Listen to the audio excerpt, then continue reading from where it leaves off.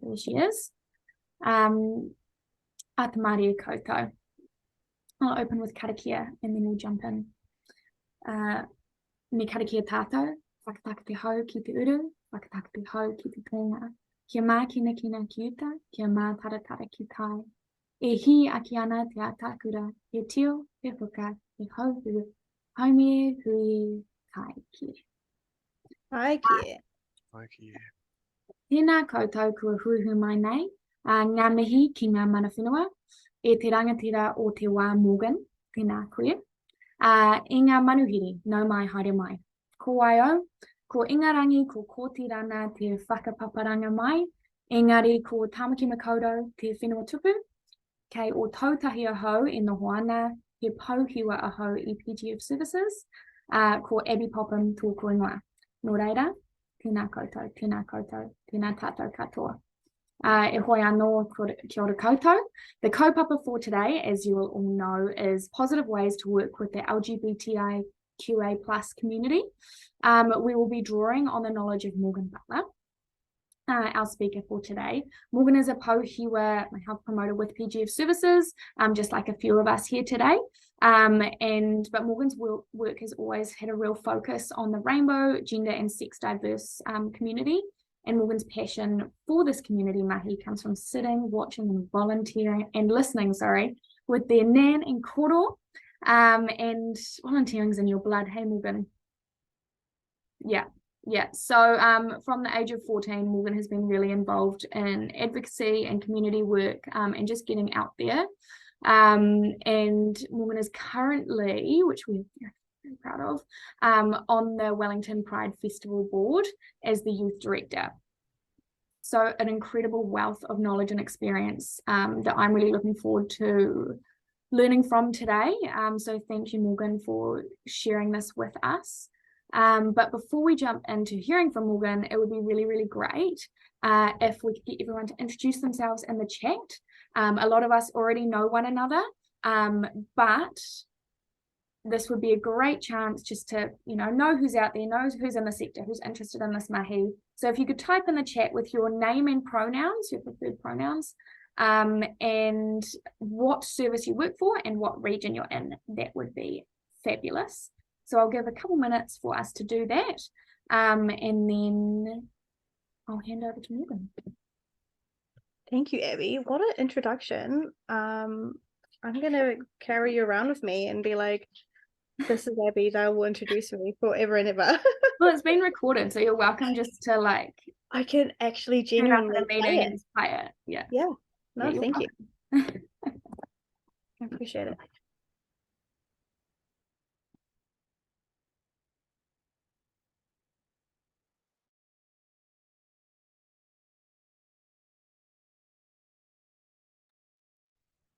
Awesome. So if anyone's having some what are my pronouns?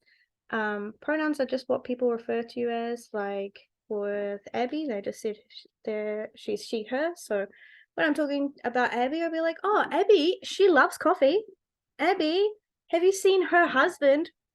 Abby, killing it with the introductions, isn't she? Where for me, I like to use they, them. It's just like a neutral pronoun, so I'm not tied to being identifying as a woman or a man. So Morgan, they love tūwhare toa. Morgan, they drink a lot of water. Morgan, I don't know. They have a lot of amazing experience and wisdom. Oh yeah, great experience. Morgan, they're real stressed. No. I certainly hope not. I hope they are undertaking some nice self-care. Cool. Thank you, everyone. It's great to see those responses come in, and I'm sure they will continue. So yeah, Morgan can share more about in terms of asking questions and things like that as we go through. So now I will hand over to Morgan. Thank you. Well, kia ora everybody. Thank you so much. Thank you for everyone being here. It's very exciting that one, I've been asked to do this, and two, that someone wanted to come. So awesome to see everyone. So I am Morgan, Tainui and Te Raroa and Tūwhare Toa, Oku Iwi, Papakai, tuku marae, beautiful, miss you. I have spent a lot of my time with the rainbow community because I realized at a very young age that I was a part of it. And yes, at 14, I was on my first board as a youth, what was it? I was like the youth advisor, like the kids would come to me and then I'd go to the board and tell them what the kids wanted, kind of vibes. It was very cute. And then at 18, I moved to Auckland and I worked for Rainbow Youth, which is a very large rainbow organization up in Tamaki Makaurau. I love that place. And then a few years ago, I moved to Pōneke and I love it down here. And I've been working at PGF. I took a break from working with the rainbow community. I think it was a really time in my own personal life and I just needed to kind of focus on me. But last year in November, I was elected to the Wellington Pride Board for the youth director to put on all of the great youth events that happen during Pride, which if anyone is in Pōneke, Pride starts this Saturday. We've got some great events. Check out our website. Whoop, whoop. Yes, and so I've been doing that mahi for the last few months. And yeah, I think all the other services I have worked for. Oh, yes, no, exactly. Abby and I knew each other. I would obviously do this kind of mahi when I worked at Rainbow Youth. I would talk to people about rainbow communities and la la la. And Abby was one of the people who would come to like networks at the same place as me. And so that was really awesome. But yes, hey, that's me. A bit of a spill. I'll keep talking about myself throughout the whole thing. Don't you worry about it. I am a very jokey person. I'm not a very serious person. So yeah, hopefully I can get some of y'all to laugh. All right, so here's my beautiful PowerPoint. I am not a director. I am not a designer. I am very good with my words, but with tasks or crafts, not me. So here's your very basic PowerPoint. So like it says, I'm a Pou Hiwa. I've been doing outside of my rainbow work, I also got a qualification in youth work. So that's where kind of my connection to the community and working with the community has been very youth focused. Yeah, very support focused, well-being and all of that fun stuff. Okay, so I know some of these things that I come to, I get really excited and then at the end I'm like, oh shit, I had so many questions but I don't remember them. Well, write them down. We don't want to forget anything. If you have anything that you want to ask, we have an option at the end to have kōrero, have questions, so write them down. Okay, we're going bare basics with this. I don't want to assume anyone's level of understanding. I don't want to assume anyone's level of like acceptance and things like that. So let's just go from the beginning. One thing the rainbow community can't agree on is anything. So that's real fun. So when we're talking about the rainbow community, some use it like how I've been using the rainbow community. Some say the gender, some say sex, sexuality, and gender diverse community. Sometimes the LGBTQIA community. So I think you'll more often see the LGBTQIA in kind of outside of core rainbow spaces. So I just wanted to break down kind of what that acronym means. So you see here, we've got lesbian, gay, bisexual, transgender, queer, intersex, asexual, and then plus. We always put plus at the end because our identities are forever changing. We're figuring out new identities. We are, grabbing one identity and another and smishing it together to create something new. So we'll always have that plus because, yeah, people are always evolving, so are we. So are our identities.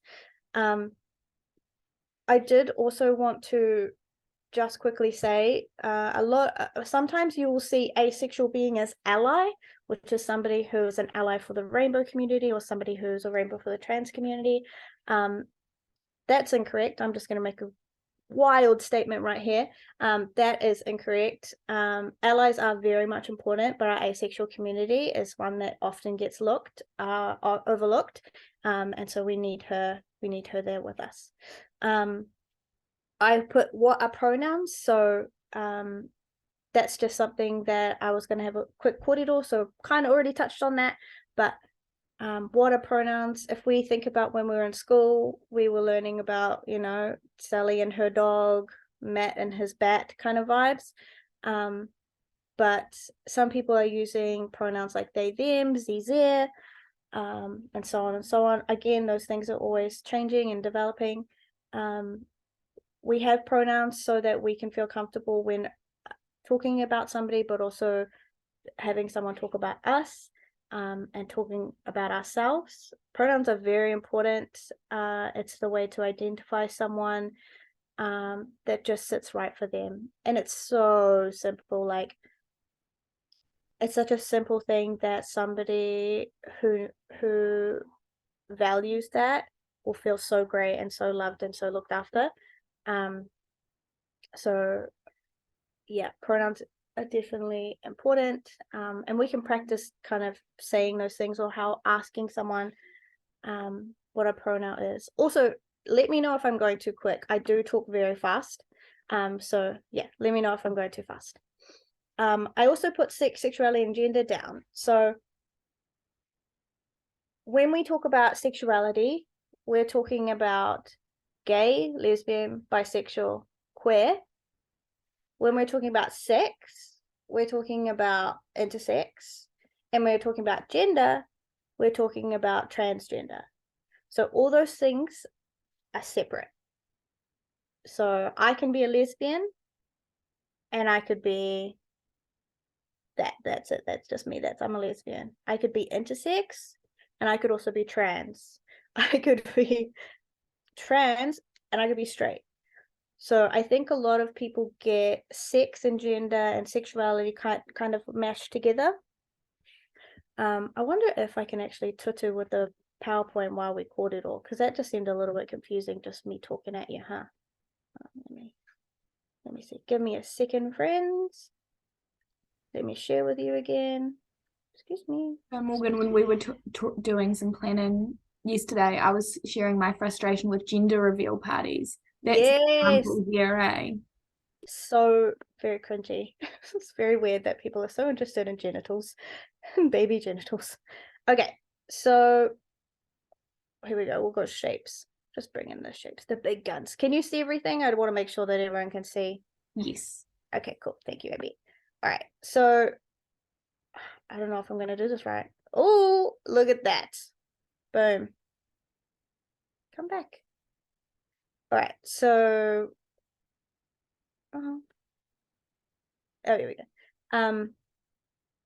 The reason why these things are like put together, I mean, I don't really have like a scientific reason. I think it's more just it's so other that people are like, oh my god, throw those all. It's kind of how like Māori and Pacific are put together, you know, like we're not the same, but kind of, but not really, but what?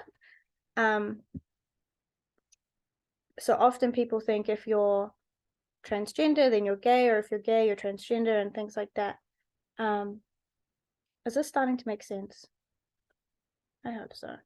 So sure like for me, can I share mine if it might yes, help? of course. So my sex is female, my gender is woman, cis woman, and my sexuality is heterosexual. Perfect. So even though, so I am very clearly not a member of the LGBTQIA plus community. However, I still have sex, sexuality, and gender. Exactly. Okay. So Abby used a really good word, cis. So cis talks about, I think it's a Latin word for the same. And so pretty much it just means when Abby was born, the doctor grabbed Abby and was like, oh my gosh, it's a girl. And then Abby grew up and was like, yes, I am a girl. And that's all that means, is that when somebody was born and then somebody grew up, they identify as the same thing, you're cisgender. Why it's important to talk about being cisgender or using those words cisgender is because it means that people, the trans community or the gender diverse community, aren't the othered. They're not saying, oh, I'm normal and you're trans. It's like, no, you also have a gender identity. And this isn't a new gay thing. Like everyone, this has been around for a long time. Cisgender is not new for us. Yes, we can obviously, we'll carry on. And if you have any questions, I'm here for you. Okay, now we're going to be talking more about actually engaging with the rainbow community. So, I have worked in rainbow spaces, and I've worked in mainstream spaces, and now I've worked in addiction spaces. And what I found with the mainstream and addiction services is they don't know where to start when engaging with the rainbow community. They don't know how to start, and they don't know kind of if they're able to, or if it's kind of something that the rainbow community would want to engage with. So half the time the way that they try is either half-assed, or it's done in a way that's like, give us all your time, give us all your information, give us all, and then they take it, and then the rainbow community or the young people never hear from them again. And so I think there needs to be like some core values when you are connecting with the rainbow community, because it is a community that, one, is new to being so open to everyone else, and in the sense of, for a very long time, these services had to be on the down low. They had to have code words. They had to have spaces where, certain people knew where it was, and you had to know from someone to someone how to get there, kind of vibes. So when we are engaging with the rainbow community now, as mainstream spaces, you need to know exactly what you want from them. So I'm talking, if you need training, or if you need specific information on how to okay, I want to give an example that kind of resonates with everyone. I know that not all of us have clients or people that we work with, but I feel like we might be in a service where you might not have clients, but people around you might. So when you're engaging with the rainbow community, the people who come into your service, if they're part of that rainbow community or gender diverse community, there are many things that are going through our minds when we enter our first service. We're looking at the posters that are up. We are looking at wording that is being used in emails or correspondence, or even on the website. We're looking at how someone opens the space. Is it very religious? Is it very, pretty much. Is it very religious? Sorry, give me 1 second, please. Okay. So sorry, I'm at my partner's whare, and because my whare is very, anyway. Yeah. Okay, so there's all these things that are going, and this is going through our minds simultaneously as also trying to access an addiction service for some reason, like this is where there's constant rhetoric going on, trying to calculate, is this a safe space for me? So when you as a service are accessing or trying to access rainbow service for support or for training or whatever, you need to know what you want. You need to know what do you actually need from these people. Do you need training? Do you need to know how to ask somebody their pronouns, or ask somebody their sexuality, or a referral pathway to services that might support rainbow young people or people. And also point is connecting in good faith. I think, like I kind of mentioned before, a lot of services in the past have engaged with rainbow services and just burnt that bridge, or had such high expectations but very low support regarding the rainbow service, that it's just burnt people out, and it's just gone to a point where we're nervous. Rainbow services are nervous to engage with mainstream because they've just been used, abused, or their mainstream services will ask for access to their young people or to their clients to get information from them, but nothing's given back. There's no receptive, there's no nothing. It's just take. And so there is some hesitancy, which I am totally there for. I think when we look at creating a relationship with any other kind of special,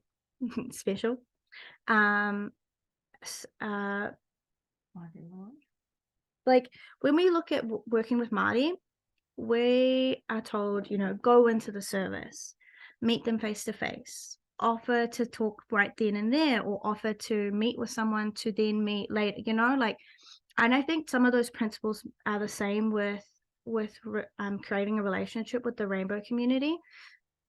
Going in and going into their centers and seeing, you know, the young people, seeing what everything looks like, seeing them in their own space is very important.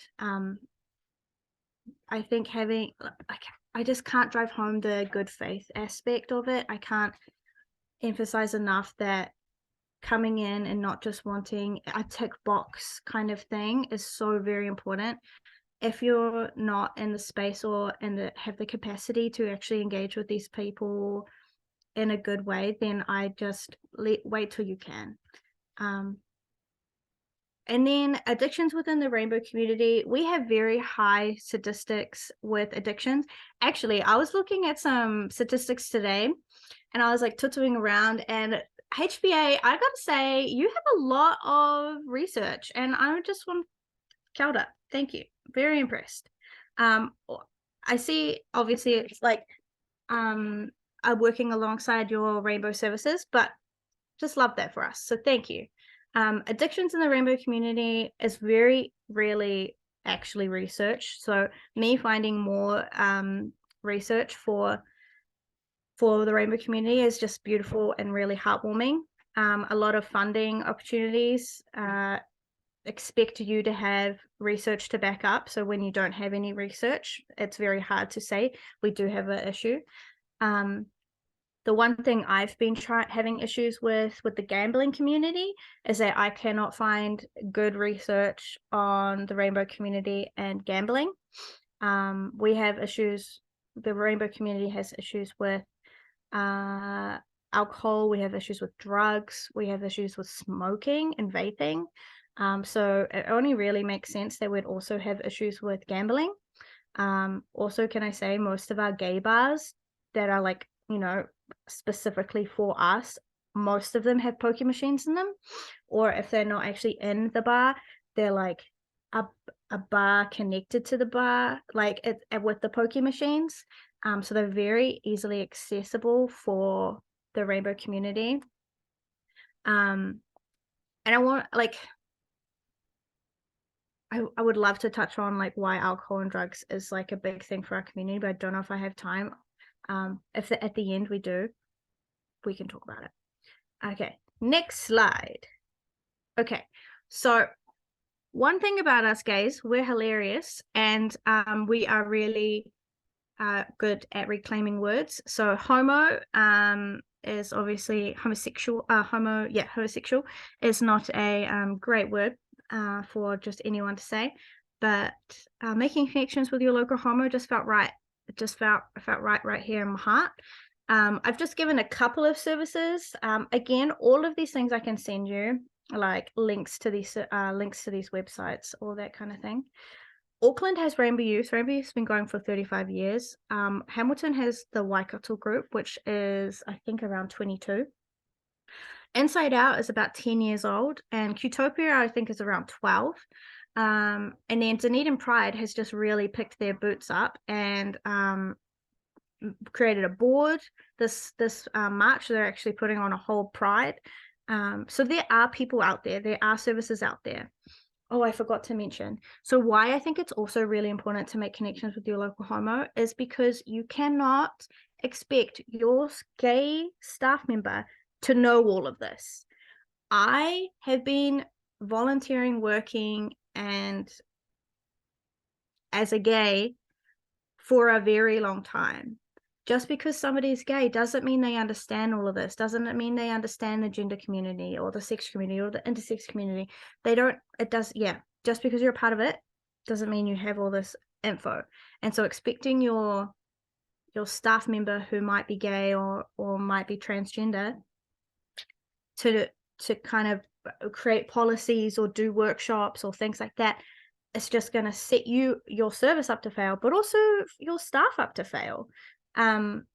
Obviously there are going to be people who are like don't know much but are going to talk a lot, and you'll see that quite quickly. You'll be like but I feel like, yeah, also a lot of the times, okay, this kind of sounds shady, but I was very excited for Abby to ask me, but a lot of the times this is knowledge that I wasn't hired for.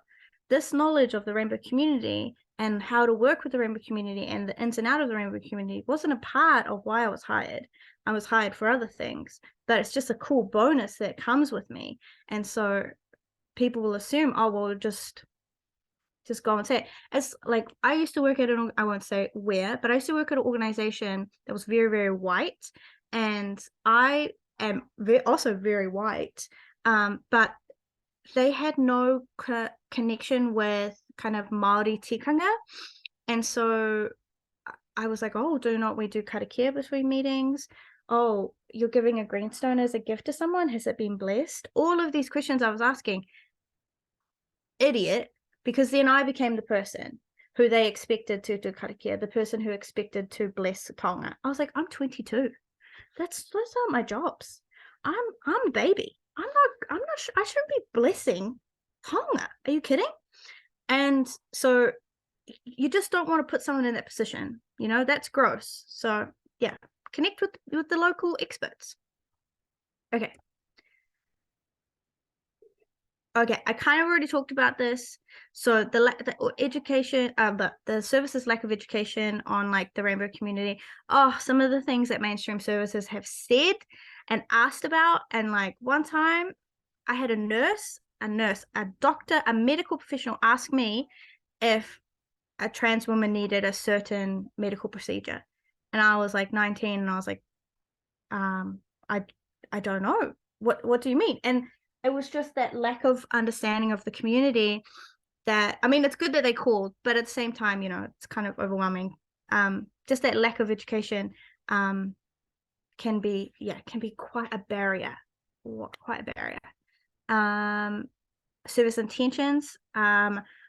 When I worked at Rainbow Youth, I had a placement student from one of the universities in Tamaki Makaurau.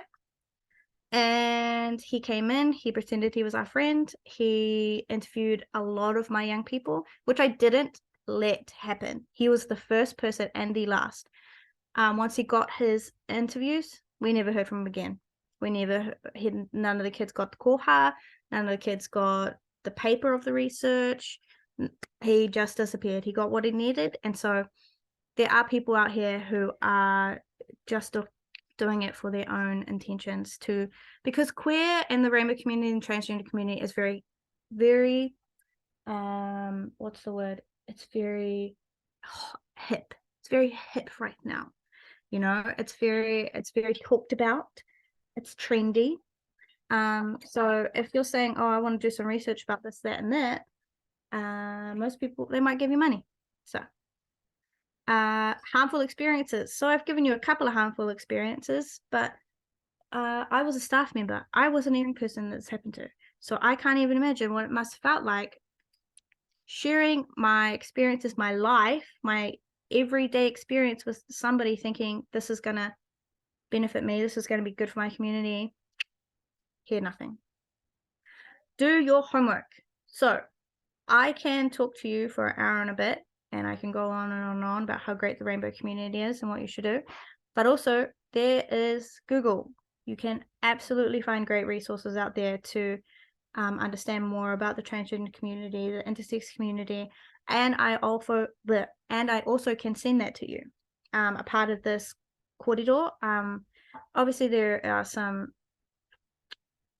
fake news out in the Google about the rainbow community. So making sure that you are engaging with helpful, honest stuff. Abby, what are we looking for time? Am I going too quick? Am I going too slow? It's 4 minutes past 12. So you go however you like. You've got about 25 minutes left. Cut it out. Okay. What was I going to talk to y'all about before? The addictions. Oh, okay. So let's just touch a little bit about addictions with the rainbow community. So back in the day, in the 80s, when everything was illegal and shit was going down, we had a lot of code words. So we had a whole new language on how to talk to other gay people or to find out if you were also gay. So things like, are you a friend of Dorothy? That is like, are you gay? Mary is here. Mary was the police.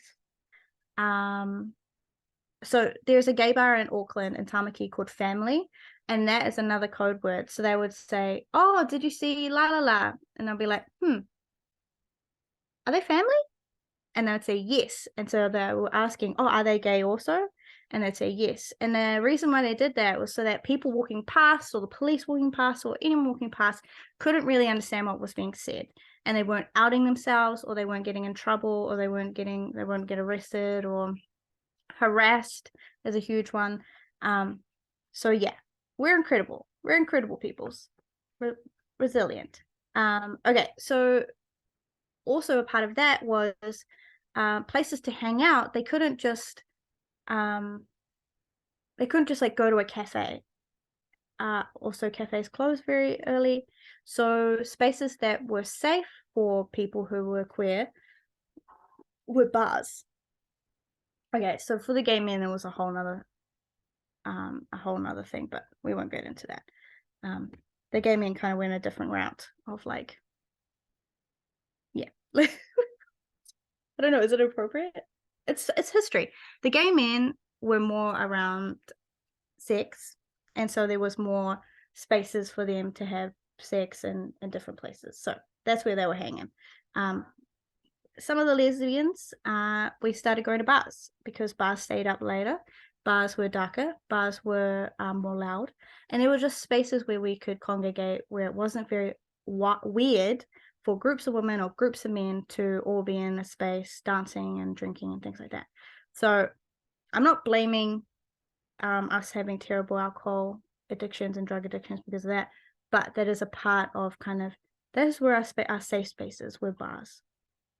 So that is an aspect. Another aspect is obviously society. It's not set up to look after our queer and gender diverse people.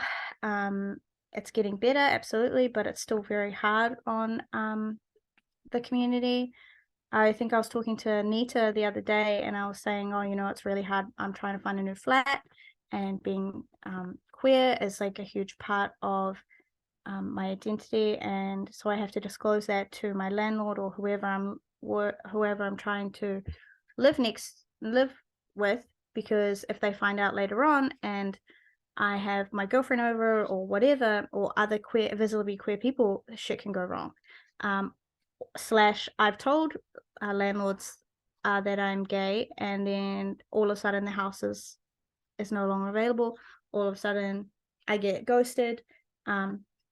So it's still not easy going. It's not the easiest. There is a huge craze at the moment with the Men Who Love Men community called chemsex. And this is something that is really, it's just horrible. But it pretty much just means having sex while on drugs. But that just doesn't mean like, oh, you and your boyfriend. It's got a lot to do with the easy app hookups, swapping sex for drugs, things like that. And the addictions within the rainbow community is just so prevalent. I used to work on Karangahape Road, on K Road in Tamaki. That's where a lot of our trans sex workers are, and they're working. I had a beautiful youth center with free wardrobes and clothes. And I'd have, these girls come in, get ready for work, have a nap, and you can just see the devastation. Most of them Māori, of course, either Māori or Pacific. And they've just been people who don't fit in society as Māori, as trans woman. and unfortunately those are the spaces that the world is accepting for them. So heartbreaking.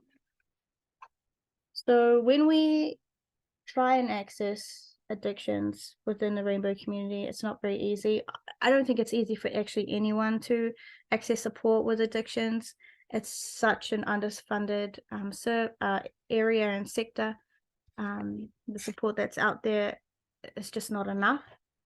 But also, if I'm having to go to counseling, or if I'm having to try and talk to a social worker or a lawyer about my family structure, or my boyfriend and his husband, or my girlfriend and her wife, you know, like all those things, I'm also spending most of my session explaining, this is what it means to be gay, this is what it means with my pronouns, this is what it means. And so for me, I mean, I'm not ashamed. I've been to therapy before, and I have had to like change my therapist because I just spent most of my session explaining queer community, queer words, like, and I'm not talking like in-depth crazy stuff like, oh, are they family, or are you a friend of Dorothy?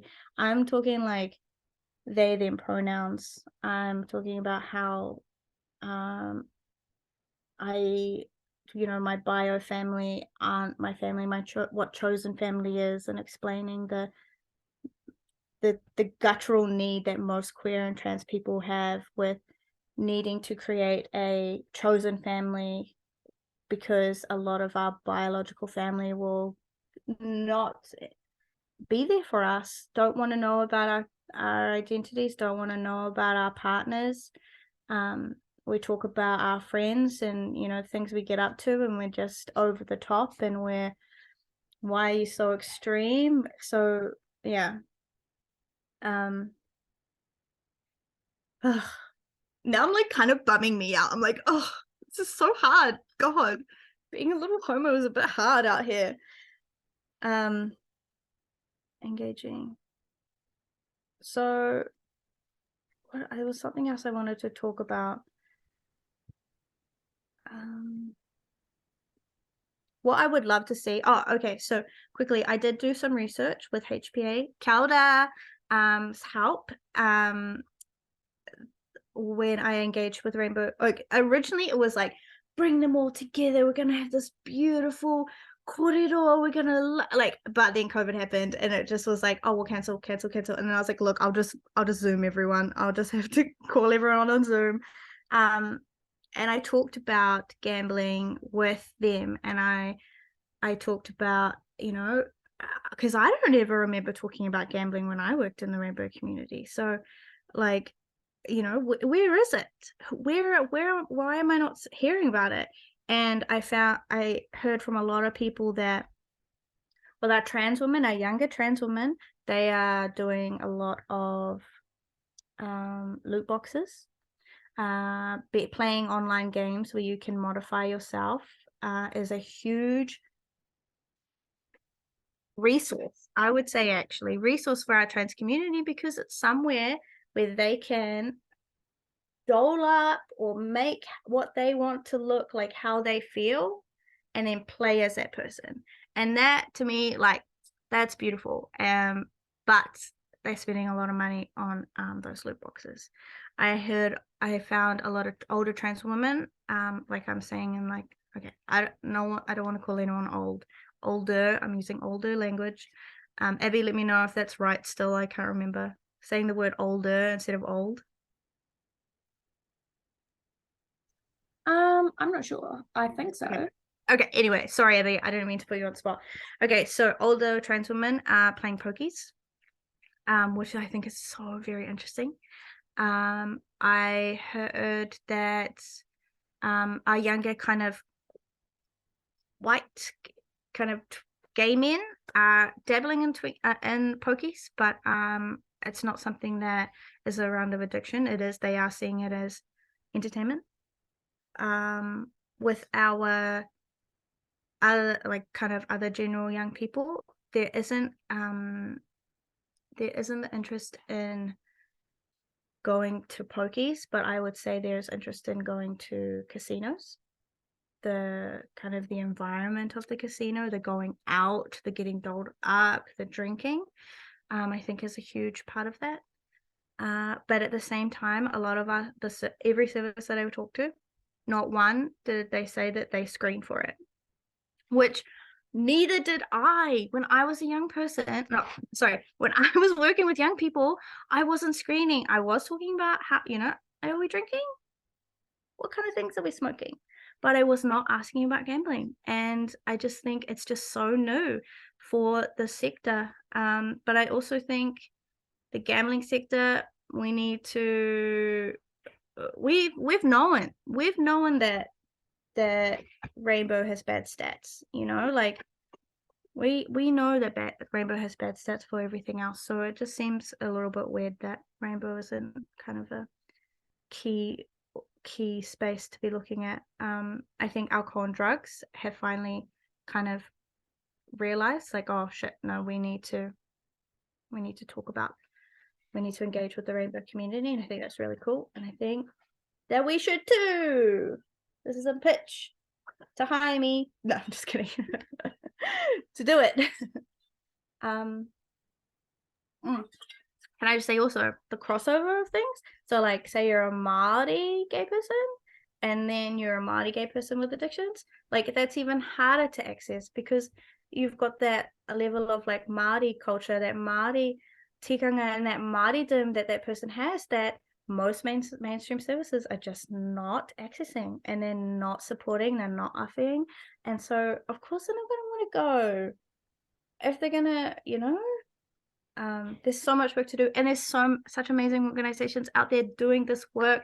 Te Kaho Te Raukawa killing it. We've got Rainbow Youth is killing it. We have Inside Out, beautiful. Like there are places are doing it, and I do see services are hiring like Rainbow workers and things like that. That can get a little bit iffy because then it's like, are you tokenizing someone? Are you putting a whole, like, would you put Māori on one person? Actually, probably, let's be honest, mainstream white services definitely do that. But like okay, but like it's we have to think of it in ethical ways. Having committees where you have your people who are Rainbow and have addictions talking about this kind of stuff. I can talk about it in this sense of I am a Rainbow person and I've worked in the Rainbow community for a very long time, but I'm very lucky to not have had dealt with addictions in my personally. Yeah, I feel like that was quite a run, but I had fun. Kia ora, Morgan. That's awesome. Thank you for that. I've certainly learned a lot, and I'm sure others have too. I'm conscious of time. We're now 12:18. It would be great to answer some questions. I can see that Nita has put a question into the chat.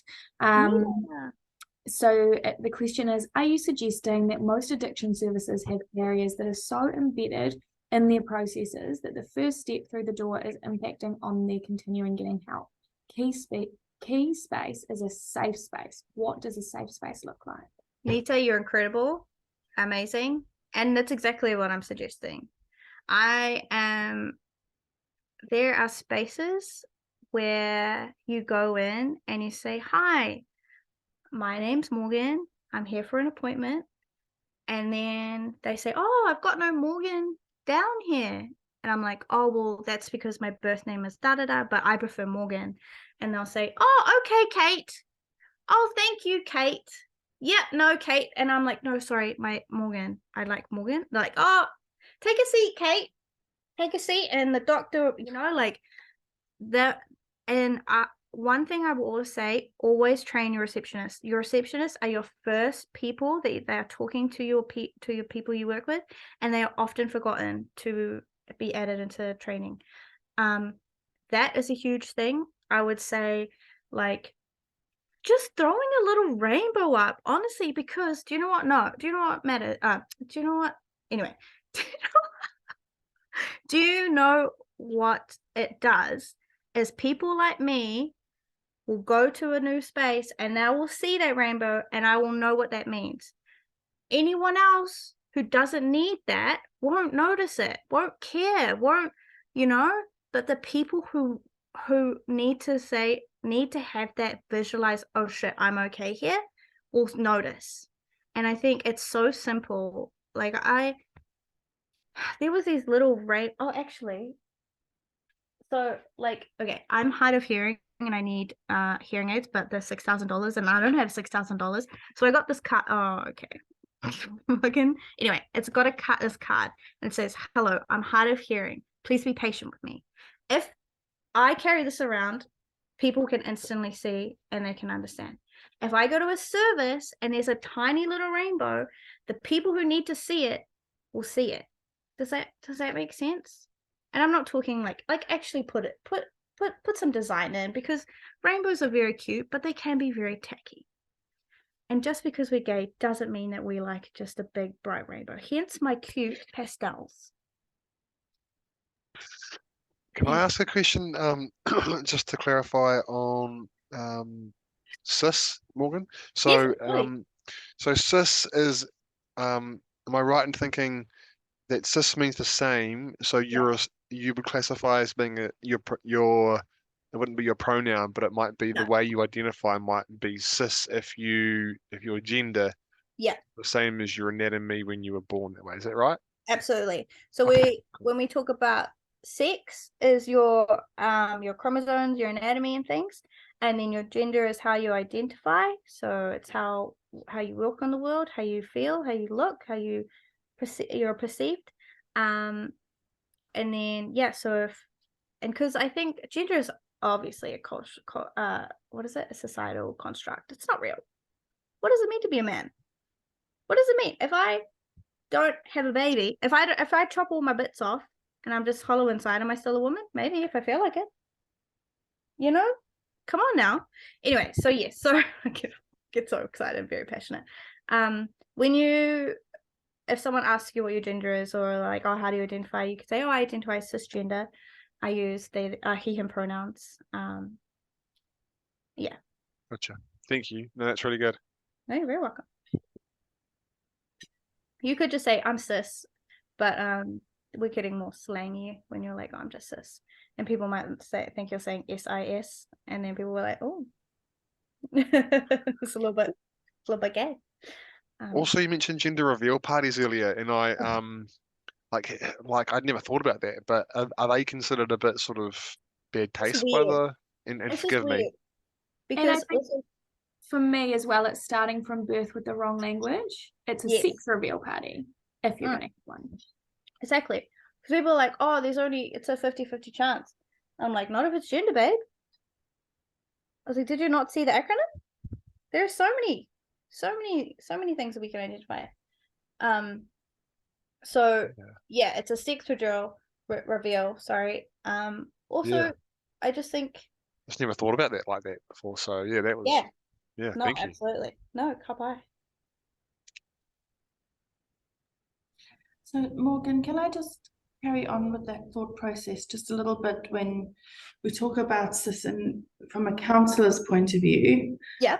If you think about somatic experiencing, sort of when you work with somatics, would we be saying then that the gender, as in you've got your sex, which is your biology, the physical body, and then you've got the gender, which is the felt sense. It's how I feel about who I am, right? It's how I would like other people to see me, but it's how I feel about who I am.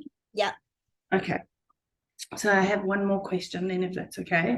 Yeah, of course. I think it's come up quite a lot when you are working with groups of people you potentially have never worked with before. So say you have to go do a presentation.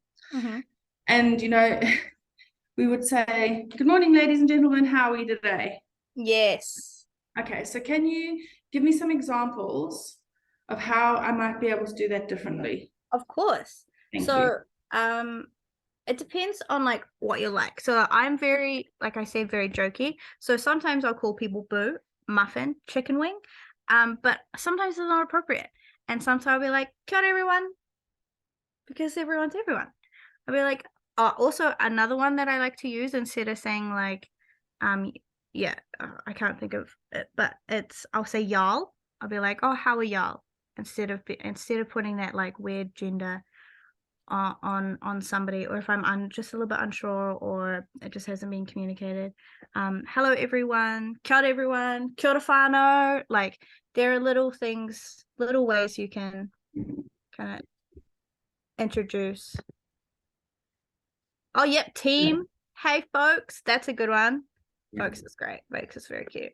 So breaking that down even further. Mhm.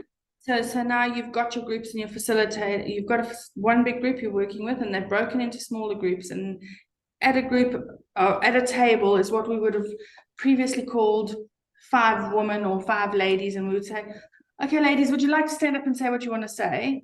So instead of saying everyone again, because specifically our society would have identified that table, as women. So how would you work with that? If I had 5 peeps, I'd say, I'd probably say y'all. Y'all would be a good one. But I know, like, my language is very, like, I'm also 29. So, like, and how you talk to, like, older, like, people older than me is a little bit different. Because I'm very aware that I work with quite a lot of older people. Yeah. And I don't know if that would go down with them particularly well. But at the same time, I'm very aware that, you know, the community of people that you're presenting about today, they've been around forever. So, you know, I don't want to not address that, because it's their opportunity in lifetime to have that opportunity. But I also want to be respectful of, how do I do that? I think you can just say, would your group like to stand up and talk? Would you, like, there's definitely ways where you can address people without having to specifically talk about what bits they have. You know, I just think we're very I don't know why we're so obsessed with being like, I'm going to point out that you could have a baby if you wanted, you know, like, there's just.